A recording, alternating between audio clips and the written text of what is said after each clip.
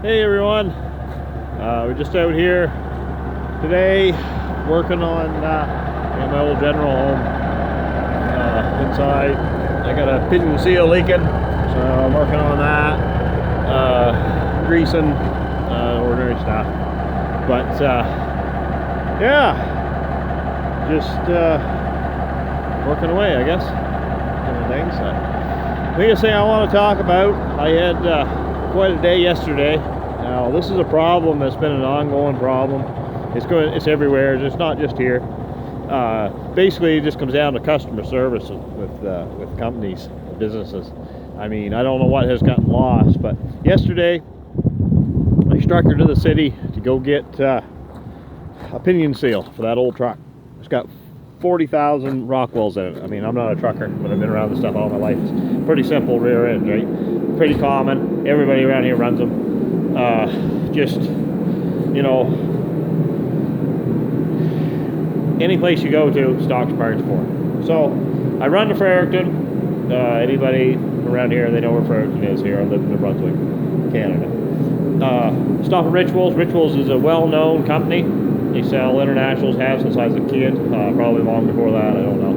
But my father dealt with them. They always were based out of Woodstock. Great company, great guys, really are. They started a new store in Fredericton, so anyhow, I stopped in there 11:30 Saturday morning. They closed at 12. I know that. Stopped at 11:30. Guy says, told him what I wanted. Needed a pinion seal for 40,000 Rockwell.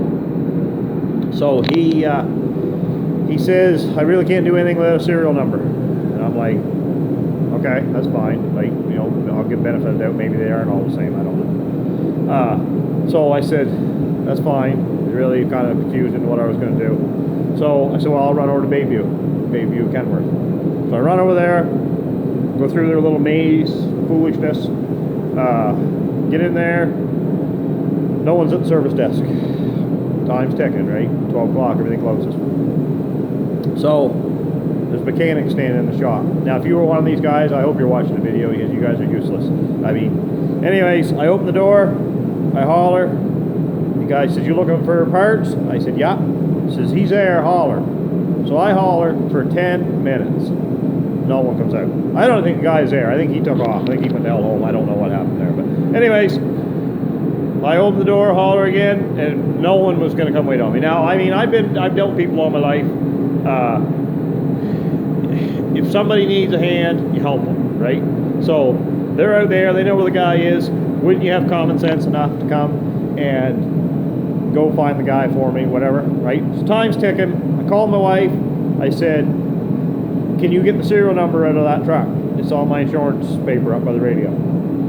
She goes, gets it, takes a picture of it. I boot her back to Rituals, right? So the guy told me that I needed the serial number, right? It's an 86 General, GMC General. What the hell, that serial? Maybe they got a listing, I don't know. He wanted that serial number. Honestly, he had no intentions of helping me. I know he didn't. So I go in there, got the photo, walk in the door, he's standing there. Meanwhile, a guy walks out of the door while I walk in, and he had nothing in his hands. So I said, I got the serial number for you. He said, good for you, but I'm not waiting on you. It's too close to 12 o'clock. It was 5 to 12. 5 to 12. You know, I said, are you serious? You told me if I had a serial number. Yeah, well, that's great, but it's too close to 12 o'clock, and I'm closing. I said, is that right? Well, I said, I'll tell you what. I said, this happened to me before. And the guy, when I come in and talk to them, they said, Richard gets really upset if you let money walk out the door. And I said, I've been here 3 times this has happened, and you've turned people around. Now, if you were this guy, or if you know who works at Rituals in Fredericton, you're a piece of shit, right? And I excuse my language, everyone, but the guy is. So, anyways, he couldn't care less. So I went out in the car, I called Woodstock Rituals, they're open till 5 o'clock.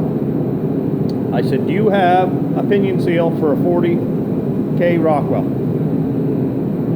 Give me a second. 15 seconds later, he's back, yep, got it right here in my hand, right? No serial number, no foolishness, nothing, right? They're all the same. And he says, well, no, they are all the same. You know, the 40K Ruckles. You know, he went all these different number stuff, meant nothing to me. So anyway, I kind of briefed him on the story. Another hour drive to head up there, but one way or another, I was coming home with the pinion seal, right? The pinion not backed off on the rear end, so took out the seal. Anyways, I'm a lot more calm today than I was yesterday. Yesterday I was pretty wild. So I had a couple more errands to run around. A buddy of mine needed some cast starter. Went to Home Depot, see about a new 3/4 inch electric impact. The girl did help me. I can't complain here. She was a sweetheart, really. She tried. You know, they don't have it. You have to order it online. I'm fine with that. Whatever. I'll go home and order online. Wanted one today yesterday, but I didn't get it. So, anyways, we jump in my Volkswagen, head out the road. Deer jumped out in front of me. Well, actually, it didn't jump out in front of me. The deer was running down the road at me. First time I ever seen a deer run at me. And I swerved one way. They swerved the same way. I swerved back the other way, and I just caught them with the corner of my bumper. Broke a little radiator thing, but it's just my work car anyways. I couldn't care less about it. But anyways, the deer wasn't hurt. It just caught its feet when it was jumping in the ditch. So anyway, booter for Woodstock. Get up there. The guy's A1. Parts guy, if anybody knows parts guy at Richwell and Woodstock, you're a good guy, man. You really are. It's not the first time I dealt with him. Anytime I've hauled cattle up there and stuff, he's usually there. So, anyways, Quinn, I'm still fuming, telling him about this guy. Of course, he won't say nothing. He works for over there, right? So, you know, he's not going to say a whole lot. But lucky, when I'm getting my parts from him, look out the window, and there comes Richard, the owner. He's coming in. So, before I even had a chance to get out there, I'm paying for my parts. My father was with me. He went out to go talk to him. So I get my parts paid for. I go out there, and he's telling them the whole story that I filled them in too. I said, you know, you're trying to support local businesses. I know it's very hard to find people. People are getting paid to sit home because of all this COVID stuff.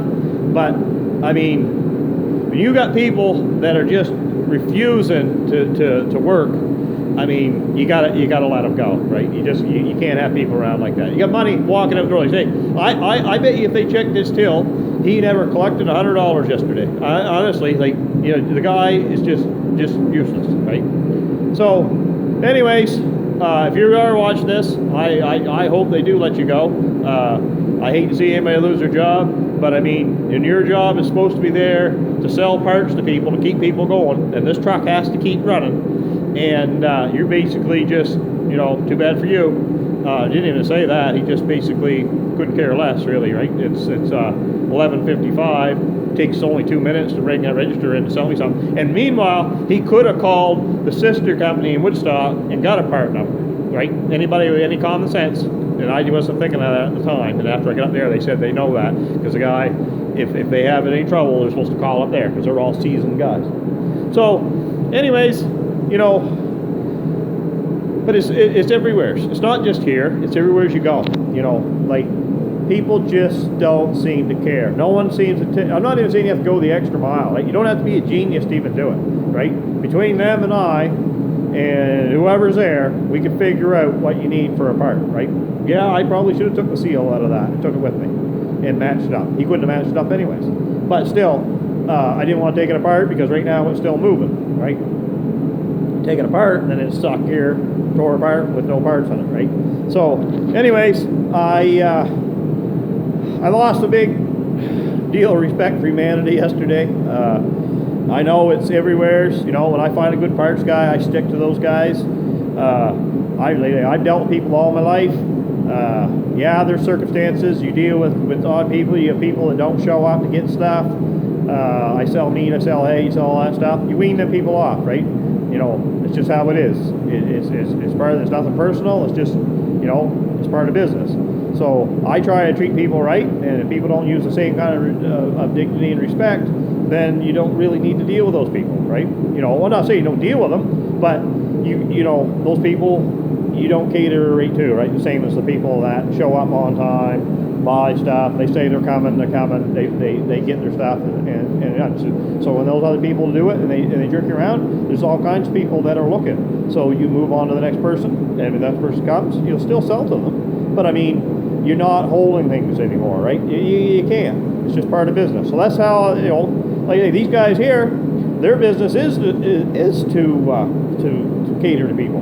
And I mean, you can't even go open a book or make a call. I mean, just basically you should have luck. He had no intentions of waiting on me, serial number or not. As soon as I came back with the serial number, 25 minutes later, he's like, too bad for you, you know. Well, he didn't say that. He couldn't care less, really. So, I mean, honestly, the guy wouldn't give two flying shits about anything, you know, anything that took place. So, yeah, I'm a little calmer yesterday. I was fuming yesterday. Yesterday, I'm more calm today, sorry. Getting wound up again. But, yeah, I mean, just, if you work in public service, A1 to you, man. I mean, I know it's a hard deal. This guy's not, I mean, we're supposed to wear a mask here. This guy's standing out there in the lobby and he don't even have his mask on. I got my mask on because we're supposed to even have a mask to get in the car. You know, you agree with that or not, I don't care. But that's the way the rules are and that's what we got to do, right? So it's pretty damn easy. Just put your mask on if you want to go to the store. If you don't want to put a mask on, you don't go in the store. It's just how it is, right? So, you know, some places you don't have to. I really don't care. I need my parts, I can put my mask on, right? But anyhow, just, I don't know. Like, it's pretty scary, and it's only going to get worse. You know, I know that. But sure makes you wonder how bad it's going to get, you know, in the future. So, anyways, we'll leave it on that note. But yeah, we'll talk at you later.